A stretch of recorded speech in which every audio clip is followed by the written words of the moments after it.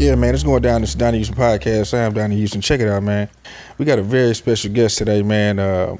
Hey, man, he's came up on the show a million times, man. You know what I'm saying? We always talked about his freestyle ability, you know what I'm saying, since a young age, you know what I'm saying? More recently on the LD episode, also on the DJ Gold episode, you know what I'm saying? She's going to talk about some of that as well. But hey, man, returning for the second time, man, it's the Freestyle King, Lil Flip. What's going down? Hey, man, say, man, what it do, my guy? Chillin', man. What's going down? Hey, I'm still working smart, not hard, man. Enjoying my life.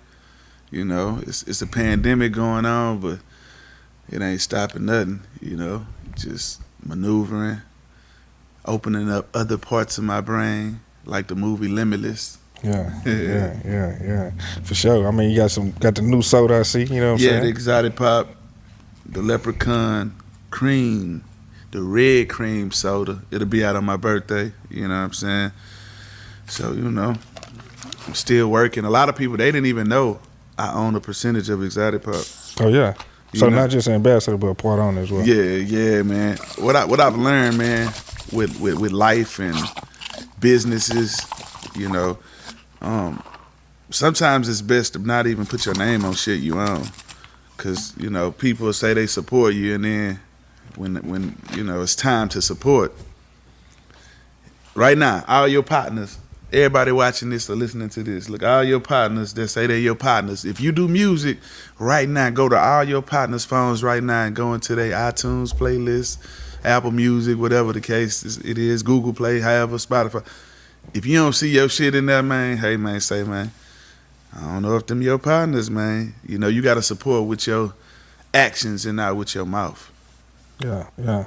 So, I mean, what else you got going on, man? I know you always got a million other things going, man. You had the new strain or something you just showing me, right? Let's see. Yeah, I got Flip Lotto strain coming, my own strain. You know, I'm a cookies guy. I love cookies. I love gelato. So, you know, the cream team, you know what I'm saying, out there in the Bay. I bumped into them at the Super Bowl. We chopped it up, so that's going on. I got a few more strains coming, too. I got the Lil Flip Leprechaun, the cereal spray. I got my air freshener coming. The exotic pop shit going. And then, like me and Zero, we was supposed to put out Kings of the South Part 2, like in 2020, but we pushed it back to, you know, this year. So I'm like, okay, well, he dropped Muhammad Ali. You know, when the whole debate for the Freestyle King thing came up again, when it came up again, you know, I had to just let people know one of my other aliases that I ain't been using, Flip Mayweather, you know what I mean? So I'm like, all right, well, Muhammad Ali came out, well, I'm going to throw out this Flip Mayweather mixtape to hold him over till me and Ro album come out. So I went in the lab. It's hard as fuck. It's crazy. And I went in the lab with EXO, you know. Me and him, Ben, was supposed to work, but every time we were bumping to each other, we had a club, you know what I mean? It's like, it wasn't in no, you know, like studio set. Wasn't no working environment. Yeah, and then sometimes when I get to working on my projects, like, I go in this vibe, in this mode. If I lock in with a producer and that producer is able to give me like a variety of what I want, you know what I'm saying? Because some producers, you might only go get them for a club record, you know, give me one or two and that's it. Every producer can't handle sonically producing your whole album with you and giving you that full feel, you know what I mean? So sometimes, shit, when I get in the zone with somebody who giving me all the sounds I want, then I just gonna knock the album out and finish it, you know what I mean? But after working with him and seeing his growth as a musician, a singer with harmonies, just rapping, and you know he produced that record for Moneybagg Yo and Black Youngster, that 1, 2, 3, let's go. Right. So it's like, but dude, he a fool, man. So y'all look out for EXO, man. Flip Mayweather mixtape, he on 3 records, and he made 5 beats. Yeah, it's crazy. Yeah. So man, like, and it's hosted by Teddy Long, Hall of Fame legend, WWE Hall of Fame, the first black general manager of WWE, the guy who used to always say, you got to go one-on-one with The Undertaker. He hosted the mixtape for me, so I can't leave him out because he brought a sense of humor to it, man, and he came in town, and we interviewed him for my podcast, the Truth Shall Set You Free podcast, and he was so amazed by the set. He like, man, I want you to do my podcast. You know what I mean? So he talked to me and A Dot, and now we executive, produce him and Tony Snow's podcast. Because Teddy Long, his word, his catchphrase is "Hold on a minute, player." You know what I mean? So that's the name of the podcast. So now his podcast is coming out through me. So it's going down. That's what's up. That's what's up. Yeah. Well, yeah, man, like I was saying, you know what I'm saying, in the intro, man, when I had LD and Gold on here, they was talking about that, like, just back in, like, at Stadium Bowl and Club Unique era, man, like, that whole freestyle thing, man, like, how you really was over there just killing that shit, dog. Can you just talk about how that shit really was back then? Man, like, that's why the Flip Mayweather alias really go with who I am. Because I tell everybody, I'm born in it and I sworn in it. You got a lot of people, they started rapping when they was 12 or 15 or 18. Some people grown, like 30. Me and my family, and I stress this in like music that I record as well. In my family, if you born in my family, you doing music. It's not my grandmother didn't be like, hey, you want to? No, this is what we do. This the family business. We do this, you know what I mean? So I was already doing it, man, And so I knew if I wanted to be the best and be respected as the best, I had to go beat the best, rap with the best, freestyle against the best, be on records with, you know what I mean? I had to just make sure every moment that I got, I had to shine. So I was battling people at Stadium Bowl, Club Unique, drumsticks, parking lots, cornbreads, skating rinks. It was a place called Super Skate on MLK back in the day. We used to go there. Skating rink out there like in Clear Lake. We used to go one by Alameda. Like talent shows, just joking comedy club. Man, I was everywhere. You know what I mean? And giving everybody their work. Like old niggas, young niggas. You know what I mean? And it just put me in that mode of like, it don't matter the atmosphere, the type of record, I'm able to adapt. You know how people be like, man, what's your style? I don't have one. Because I can rap fast, slow, do something for the ladies, do something for the streets. It don't matter. You got some artists when they try to, let's say it's an artist and he's known for just being street.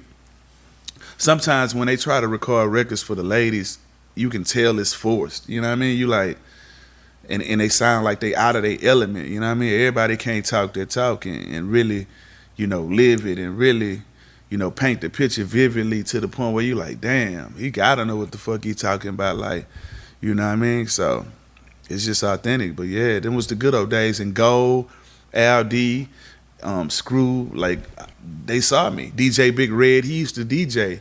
You know what I'm saying? At Stadium Bowl and Club Unique. Rest in peace to Wicked Cricket. He used to let me freestyle at all the clubs he was at. Boomerang. I was in every club, you know what I'm saying, at a young age. I'm talking about between 9, 10, 11, 12, you know what I mean, in the club, freestyling. Because it was for the adults, for me to be that advanced as a kid with my vocabulary, it was like they always wanted to show me off. Hey, man, freestyle, man, show them. You know what I mean? So it was just kind of like, hey, and I just rose up in the ranks, you know what I mean, amongst the music industry as well as the streets, you know what I mean? So, because the people who I hung out with and did things with, you couldn't hang around them and be no sucker. The after hours spots and the cornbreads and the dice places, just the whole shebang, bang, bang, shaboing, boing, boing, man. Like, you couldn't be no hoe ass nigga and hang with the dudes I was hanging with. Yeah. You know what I'm saying? And be able to maneuver comfortably with your jury and you know what I mean? And go to different hoods and be respected and show love as well. You know what I'm saying? So, yeah, them days, man, I still got that hunger. Yeah. And that's why when the debate about the Freestyle King thing came up again, I said, let me go on and show y'all what my work here like. You know what I mean? And so 7 days I freestyled. And then I gave them an 8th day, a bonus day, I had Michael Watts come to my house. You know, one day it was me and Shasta in the truck freestyling. Like the fans loved us from the June 27 freestyle with me, him, and Pokey at the Kappa. So we gave them that vibe on the first one, and then day 2, what I do? I think I went to Go DJ High C House and made it like on some WWE, WWF shit. I came out with the Punisher mask and all that, and High C had it all high tech. It was just crazy. And then me and Shasta went back to the Suburban because the fans was like, I like it when you and Shasta in the Suburban. Then one day I just walked through my whole hood freestyling. You know what I mean? But yeah, man, I still got the same hunger I had when I came in the game. Yeah. With the I did see the one when you was walking through Cloverland, man. Yeah. That was pretty tough. Now with the I mean, even like with the Leprechaun thing, like how early, like what is that for you? Where does that come from? You know what I'm saying? The Leprechaun comes from this. I'm born March 3rd. I'm born in the month of March, for starters, right? So I've always been infatuated with Notre Dame and leprechauns, right? My favorite movie was, well, one of my favorite movies was The Leprechaun. That's a little funny motherfucker, right? Man. Yeah. My favorite cereal, Lucky Charms. Like this is as a kid, you feel me? Like just naturally, that's just what you gravitated to. And then my family owns 3 houses in Cloverland. You know what I mean? Like my whole life. You know what I mean? So it just all kind of went together. It's like I call myself a little leprechaun because I feel like I'm blessed but lucky at the same time. You know what I mean? So, and then my mom, rest in peace to my mom, God bless her. So, because I used to like she always it's so funny. She always would mess with me about the ears. She'd be like, "You do got them little bitty leprechaun ears." So when I did do my album cover, she was like, I see they even gave you the leprechaun ears, and I'm like, nah, them my real ears, Mom. Like, and she bust out laughing. But yeah, man, that shit was really some kiddie shit. Like more so, that's where I came up with it. I was just a kid, so I always thought I was a little leprechaun. I'm born in March. My family stay in Cloverland. We just lucky. Shamrocks. It just all went. I love the Notre Dame logo. I got this shit tatted on me. You know, so it come from the cereal and watching the movie. You know what I'm saying? And being from Cloverland and being born in March. Yeah. All of those factors. Yeah. Yeah. Yeah. I don't know. I mean, you know what I'm saying? I don't know, man. You know, with the whole thing with Third, was there? Did you know there was an existence of a leprechaun first with that whole thing, or is it just like y'all both was just a leprechaun, just coincidence? I didn't know. I feel like y'all from Cloverland, y'all both yeah, young. it was kind of like we was a lot of people in my hood. We was infatuated with the whole aura of clovers and shamrocks and leprechauns. You know what I mean? Like in my book, like I ain't never think nothing of it. You know what I'm saying? Like so it's not really that big of a deal to you. It wasn't then. It's not now. I mean, it's like we from the same hood. I mean, just like it could be multiple kings, it could be multiple leprechauns. You know, at the end of the day, we pushing to promote our hood. You know what I'm saying? So I never looked at it like, you know, we from the same hood. You know what I'm saying? Shit, we got to be on some positive shit and uplift the hood. So that's always been my approach to it. My goal in my mind is never to step on another man for me to come up or and especially, you know, have a conflict with somebody where I'm from. You know what I'm saying? Like, so in my book, you know, I ain't got no problem. You know, I can honestly look at the camera and say that. You know what I'm saying? Like, it's all good. I stand on that. Yeah. Yeah. That's real. I fuck with that. Yeah. I mean, that's facts. You know what I'm saying? Yeah. You know, I'm a Lucky Charm eating king, man. You know what I'm saying? Like since a kid, you know, I always thought I was a little leprechaun, man. You know what I'm saying? Yeah. Like you were saying with the multiple king thing, do you ever think y'all ever really gonna get down to that? Because I mean, this is like, it's like it happens and it disappears like 5-10 years and then boom, it's like everybody all fired up again about it again, man. I mean, even with the Freestyle King thing, man, it's like basketball, man. Everybody got their eras of who they feel is the GOAT, the greatest. Some people feel it's about who got the most rings. If that's the case, then that's gonna be Bill Russell. You feel me? Mm-hmm. Like some people feel like it's who went to the finals and undefeated. That's gonna be Jordan. You know what I mean?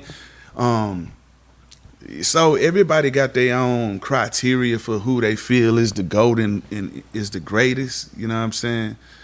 But I'll say this, man. When it comes to the style of freestyling, you know, you can like somebody and be like, hey, that's my favorite because, you know, you grew up, that was who was, you know, popping at that time and that inspired your childhood. But at the end of the day, when I say I'm the best, I mean that wholeheartedly because my style, like the people who came before me in the Screwed Up Clique, most of them, not all of them, but most of them, the style was I'ma come down, you know what I mean? Break them boys off. It's that boy, you know what I'm saying? I'ma hit the curb, sipping on, you know what I mean? And that's our culture, and I loved it. I grew up jamming it. But even back then, see, when I tell you my whole family did music, I grew up not just jamming Houston music. So people like Black Sheep and KRS-One and Big L and Big Pun and DITC, you know what I mean, digging in the crates, yeah, all that shit. Like a lot of people from Houston not gonna really know that because they know what's in this radius, you know what I mean? And so I had homies and I got family that's from New York. So when they would listen to the Screw tapes, when I have them in town, they'll be like, what is that? Why is it so slow? What are they saying? You know, like they never really grasped it. Like it was like, where are the bars? You know what I mean? And I'm like, damn. I'm like, well, this what we own. You know what I mean? So it's like it's a different in just saying some shit. See, the art of being an MC, master of ceremonies, mic crusher, all that, move the crowd, is to say something that's witty. That makes a person be like, man, rewind that, you know? A lot of people don't do their verses like that, you know? Some people just try to rhyme and stay with the same cadence. Riding in the Benz, sitting on Lorenz, smoking 3 for 10, my partner in the pen. That's fine. You know, that to a New Yorker, that's basic. You feel me? Like, niggas want to hear double entendres and things that's gonna make you be like, oh, fuck, you know, like, did you hear what he said? Did you hear what Fabulous said? Did you hear what Lloyd Banks said? Like, lines that make you say, you know, shit that Jada Kiss, you know, like niggas want to hear them bars, Benny Siegel, you know what I'm saying? And I always felt like my mind was way ahead of its time when it came to that, you know what I'm saying? And so when I say I'm the best, you know, and when that's what even Screw said. Screw was like, bro, listen, man, it's a lot of people came to my house freestyle. He like, but bro, you different. He just like your vocabulary, even Hawk, God bless his soul, rest in peace to John and Screw. Like I had ciphers with Hawk and Pokey one time at Pokey House in Yellowstone. This is back in the days. They threw on some beats. It's me, Pokey, and Hawk. And they freestyling, we freestyling.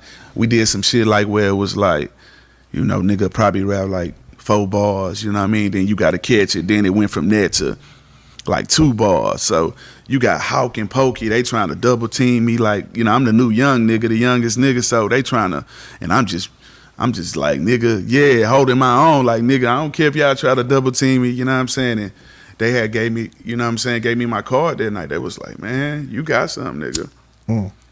And so I just feel like, so they got an answer right here. Okay, I feel like sometimes, you know, people have their own criterias of, you know, why they think this person is the best and blah, blah, blah, and that's fine. But when it comes to somebody being able to freestyle and make you be like, damn, did he write it? I can put it together like it sound like a song and you be like, you know, like, damn, you know what I mean? And then if I rap to the same beat, because I got different gears when I'm freestyling, like, you know, when I first starting, I say it'll take me about 2 minutes to get like just warmed up type shit. I call it like my layup drill. at the 2-minute mark, okay, now I'm finna start just, giving it to him. And then, like, at the 5-minute mark, now I'm, like, super, super loose. And I'm just like, all right, so ain't no telling what's going to come out the top of my head. Yeah. Yeah. Yeah. Man, do you, with the Verzuz shit, you been keeping up with the Verzuz thing? Yeah, I try to, I ain't watch all of them, but I've seen a lot of the ones that I did miss, I was able to catch the motherfuckers on YouTube and, you know what I mean? Stuff like that. Yeah. Did you see the Jeezy and Gucci one? Because that was big. That was a big, That was historic. Yeah. Shout out to Jeezy and Gucci, man. Yeah. That was big for the culture. Yeah. Yeah. You think, like, what if you and T.I. would do some shit like that? Yeah, a lot of people ask that. No shit. Yeah. I don't know. I mean, it's possible. But if Verzuz want me to do something, man, hey, man, say, man, I'm going to need a real, real big bag because somebody making some money off of that. Somebody getting some money. You know what I mean? Off of it. But, yeah, it's possible. It's going to take a real nice bag. Yeah. Yeah. Would you do one with, what if they just had just like a Houston Verzuz or something set up like that? Like just somebody in the H. Who would you want to go against? Who you think would be your ideal opponent? Hey, when you the best, it don't matter. It don't matter. And even with the Verzuz, man, it's crazy, man. Like the energy, man, and just to see two artists like celebrate, that it's a dope ass idea though. But nah, man, hey, I'm Floyd Mayweather, man. You put them in front of me, hey, man, I'm gonna knock them all out, man. Yeah. Yeah. In real life. Yeah.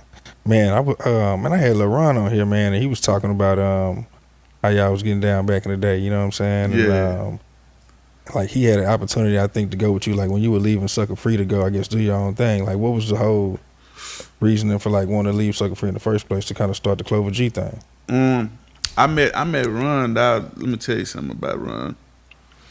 I met Ron, like, I'm the first person out the Screwed Up Click go do a fucking Swisher House freestyle. Right. And I would always see Ron over there, and Ron was cool as fuck. Yeah. You know how every camp you do fuck with, you run into somebody that, it might be 30 of them, but it might be that one person you gravitate toward the most. Yeah. It was just me and Ron. We just, like, we clicked. And so I went and talked to his grandma, and was just like, I believe in him.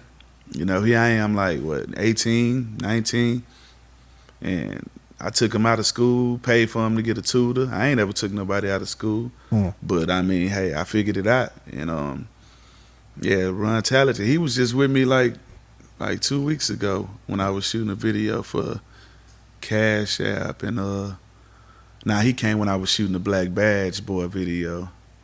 Yeah, I was just with him like 2 weeks ago, man. Yeah. Shout out to Ron, man. That's my guy. I got a new record with him too. Oh, shit. I ain't gonna say who else on it, but it's a crazy record. Yeah. That's what's up. That's what's up. But nah, we was talking about, you know what I'm saying, why you made the transition from Sucker Free to like Clover G and all that. So you asking me why? Yeah. I mean, or was it just more so just wanting to boss up? Well, I always came in the game a CEO, like even with Sucker Free. Sucker Free was an entertainment company at first. And then I'm the one that's like, man, let's make it a record label. You know what I'm saying? And so then it turned into a record label, and I was part CEO as well. Yeah. Yeah. So I came in the game as CEO, but even before that, I had already had Clover G Records. I just never put it out officially. You know what I'm saying? You know how, like, I draw too, so I used to draw. Idea. Yeah, I already drew. I already knew how I wanted it with the G in the middle. G stand for God. But yeah, just the business. I felt the business wasn't right. I just felt that, me being a CEO and the artist, that means I'm supposed to make more money. Like, you see what I'm saying? And I just wasn't seeing eye to eye with Hump at the time. And so I just decided to part ways and do my own thing. And the dope part about it is, like, me and Hump, we cool now. You know what I'm saying? That's what's up. Like, yeah. We talk, we text every once in a while. But, like, yeah, I had went to one of his comedy shows and took my dad. I think, it was Father's Day. I think like 2 years ago, something like that. Like, so, yeah, me and Hump cool. I be talking to Duran. We be talking on Instagram and shit. My guy, that's his nephew. He used to play pro basketball overseas and shit. So, but yeah, you know, it was just time for me to just really do things the way I wanted to do them, man, and it paid the fuck off. Man, but so even during the Sucker Free era though, man, talk about when y'all did the H-Town Mob movie, man. Man, that was crazy, man. Man, they hit me. Cause you had a role in, like, you had like a major role in that shit. Yeah, you know what I'm saying? Early in your career. I ain't gonna lie, I felt like I had the best character on that bitch. like in real life, because there was other people in the movie that they were like, yeah, this person is, you know, a big actor, and they were in this movie, and they did this, and man, when I watched the final edit of it, I'm like, I ain't gonna lie, I came through and stole the show, because it's a lot of lines that they wrote. I would be like, this ain't how I would say it. Like, I actually changed a lot of the lines so it made sense and it felt legit. Like, you know what I'm saying? And I had fun doing that though, man. That was cool. I got to be on the movie soundtrack. Yeah. And, you remember anything about when y'all was like shooting and all that? Like, hell yeah. Hell yeah, I remember. Like, everything about it, bro. Like, even the beginning of the movie, I didn't have tattoos right here. And then, like, toward the end, I did. So it's like one part where I'm sitting, like, at the studio or whatever, and I ain't had the tats. But, man, there's so many dope movie scenes of that. Like, man, even toward the end, like, some way, like, some of the footage or the audio had got messed up or whatever, and we had to go in the studio and, like, re-say some of the lines. Like, it's this one part we riding in the truck, and I'm telling my partner to get out his deal or whatever, and you can just tell, like, I can tell, because I know that the audio, it sounds different from the rest of the movie because we had to go back and redo it. But yeah, that was cool, bro. Being on another movie set. You know, I've been on movie sets before. Like I went to River Oaks Elementary, so I went to school with white people. You know what I'm saying, predominantly. And because when I went to when I went to J.J. Rhodes in my neighborhood, like, they was like, I'm too smart. So after that, I went to River Oaks, a Vanguard program. So I was already learning how to speak Spanish, French, direct, build, acting sets, props, you know what I mean, edit, computers. Like, I was already on it, you know what I mean? So to be in the movie and actually playing it and knowing it is gonna come out, something's gonna come out, it was phenomenal, man. Like, a great experience, man. I'll never forget it. And that's why I don't let directors or cameramen play with me, especially when it comes to the editing and running up my budget and all that type of shit, because I know how to edit too. So I know the stall game, you know what I mean? And I know how to maximize my time, you know what I mean? That was a fun ass time though. Yeah. Who was behind that movie? Man, I was told, I don't know for sure, I was told back then it was Lil Troy, I think a guy that used to work at 97.9 named Eddie, something like that, Eddie Corrales or something like that. Yeah, I think they were like behind putting it out, something like that, you know. And SPM, he may have had something to do with it too. He was in it as well. So, you know what I'm saying? So, that's what I was told. Yeah. Even with that storyline, man, how many times have you seen, like, that shit just go down, like, niggas just get lost in the game like that? Like, who? Like in the movie, you know what I'm saying? Like, oh boy, like, how you just really got caught up and just got lost in the game, you know what I'm saying? Nah, it happens a lot. It happens often. And a lot of times, like with this, even with life though, man, a lot of people, they don't realize that you not where you at because you in your own way. A lot of people, they quick to point fingers at this person, that person, this person. I'm not here because it's your fault. You didn't do this. If you would have put me on this song, I would have blew up. Like, bro, at the end of the day, bro, it's your fault. On what you allow somebody to do to you, on what you allow yourself to do to not get to where you need to be. But yeah, I see that shit all the time. Because this the thing, man.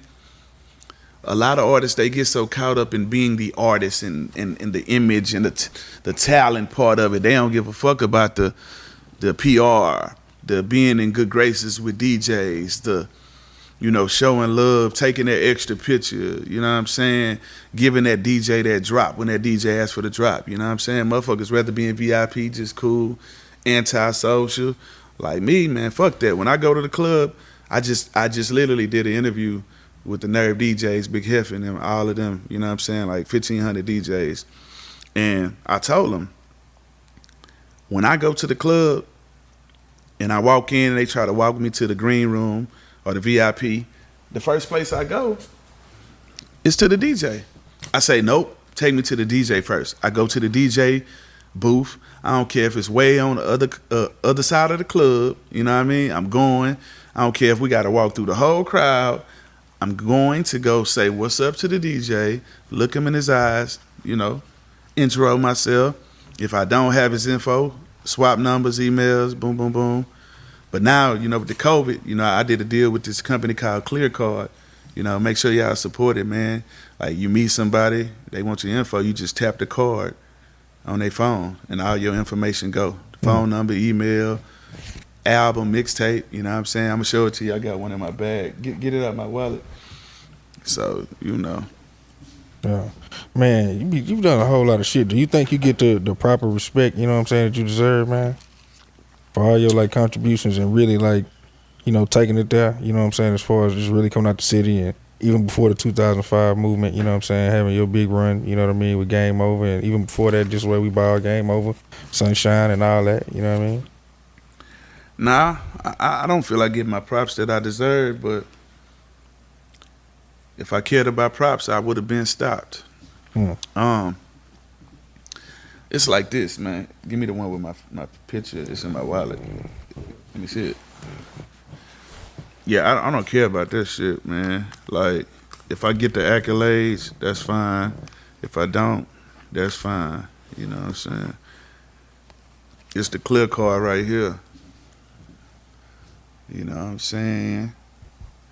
So somebody wants your information, you just tap it on the top of your phone, you know what I'm saying? Or you scan the QR code, and the shit just goes there. It's crazy. I partnered up with these people, man. The link popped up? Yeah. So now all my info in there, email number and the Flip Mayweather mixtape. So you ain't got to be holding business cards and code with all that. You tap your shit, keep it moving. You did. Clear Card. Man, that's what's up. Yeah, man. That's what's up, man. Well, shit, damn. What else you got going on, man? Goddamn. Theshells.com. It turns your phone into an iCloud computer. You can edit videos on it. Shout out to my partner Andrew. Shout out J Money, Steve. You know what I'm saying? Young Park, Ted, the whole gang, man. But I accomplished all the goals I said I wanted to, bro. I wanted a gold album. I've been had that. You know what I'm saying? And my final goal was to be a billionaire.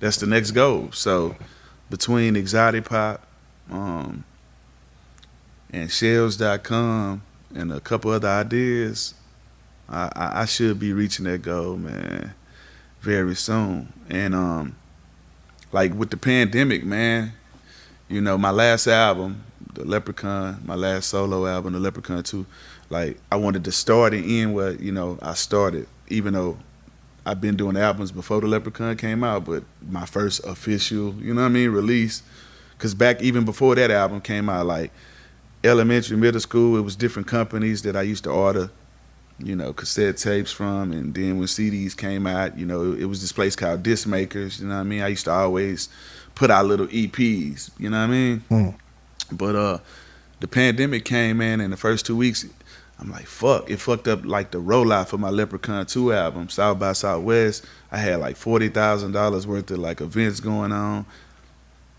We had just different promo items, man. I probably lost about a good 80K in like just money.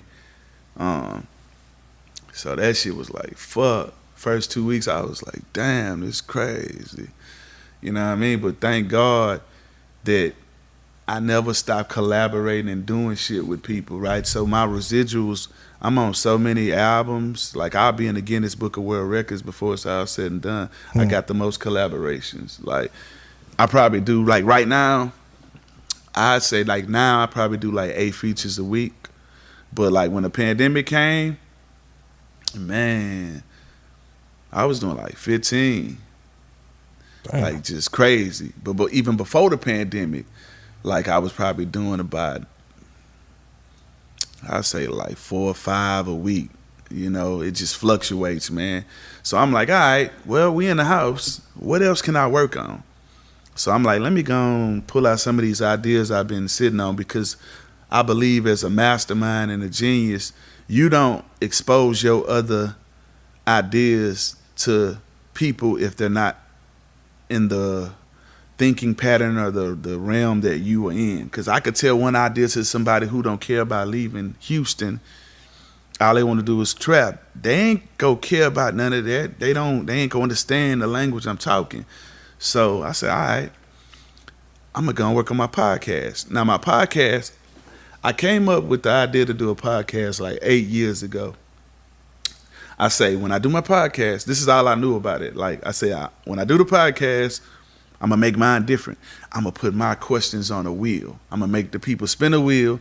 And that's all I knew, right? That's all I knew. That was so, but I kept putting it on the back burner because I'm like, I'm making bread off the features. I'm doing this, exotic pop taking off. So I really didn't care. But I said, let me go on and put the foot down. So when the pandemic hit, we started doing the podcast February, like in Miami when the Super Bowl was out there. And we ran into everybody out there, you know. Floyd Mayweather, just Moneybag Yo, just everybody was out there. Migos, Gil Green, Akon, Zoe Dollars, like, so we interviewed different people. Jay Diggs, R.P. Mac Dre, and man, what's my guy, man? I can't believe his name on the tip of my tongue. He was on the Verzuz with Too Short. Mr. Fab, man, my guy, Mr. Fab. So we interviewed them. And that's been going crazy. Our first sponsor, Private Internet Access, they sponsored like season 1. And that company just sold for a few $100 million. Mm-hmm. Now, our new sponsor is Shells.com, and that's going to be worth like $1 billion, because that, turning your phone to an iCloud computer, like, we have programs that we're working on right now with schools across the nation, even my alma mater, you know what I mean? Like Worthing, like the principal. Shout out to Everett, man, Mr. Everett, what up?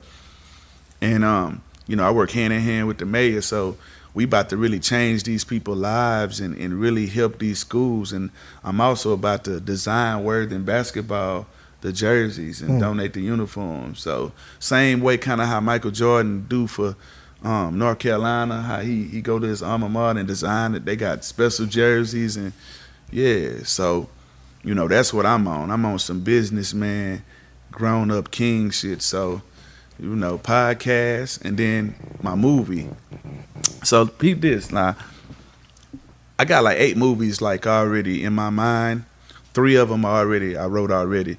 So, I got them all lined out and planned out how I want them to come out, the rollout. So, I started working on the movie soundtrack, right? So, the first movie that's coming out, it's called King Life. You know what I mean? It's a street tale.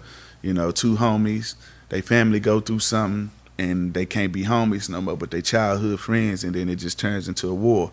And it's crazy as fuck. And got some nice names, and I'll make the announcement, come back soon and tell you that. But I also have a movie coming about my life, my biopic, Underground Legend. So I started recording both of those movie soundtrack records, and I'm about 40% done with Underground Legend soundtrack, and the King Life movie soundtrack, we about 50% done, because some of those songs that was going on Underground Legend, they match with the storyline of the King Life. So, but I got some shit coming, man, and I got a comedy coming too, a comedy show as well as a comedy movie, and the comedian that's starring in the movie is gonna blow y'all away, but can't get that info out either. But that's what I've been doing, bro. I've been diversifying my portfolio even more, pulling out them ideas I've been sitting on.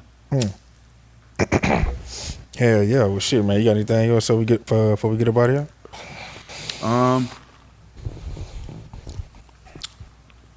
To all the artists out there, man, all the DJs, just anybody that's fucking with the music, man, just don't forget why you got in this shit. You know what I'm saying?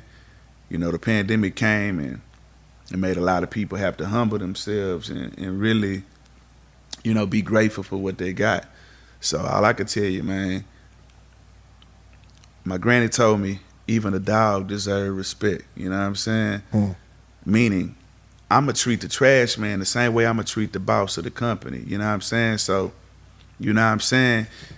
Life short. Like I said, I just lost my mom. You know, rest in peace to Mary Weston. Rest in peace to my grandpa Robert Harris. And just cherish the time you got with people, man. You know what I'm saying? A lot of the problems and a lot of shit that people be, you know, making issues about.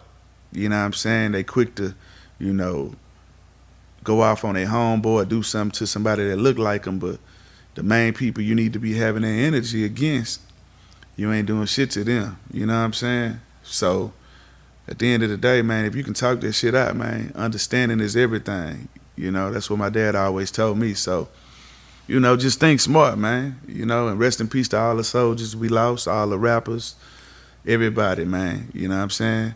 And that's where I'm at with it, man. I'm Flip Gates, a.k.a. Flip Mayweather. I will be a billionaire. Shout out to my guy, AJ. You know, linking us up again, man. Look out for me and the Black Al Capone single, Celebrate. That shit out now. But jam that Flip Mayweather, man. And don't forget, Lil Flip and Zero Kings of the South 2 coming. It's coming. That shit jamming like a motherfucker. I ain't gonna lie. Like, for real, for real. Exotic Pie. That's what it is, man. It's the Donnie Houston podcast, man. Lil Flip. Hey, man, we out. We out. Hey, man, say, man. Yeety.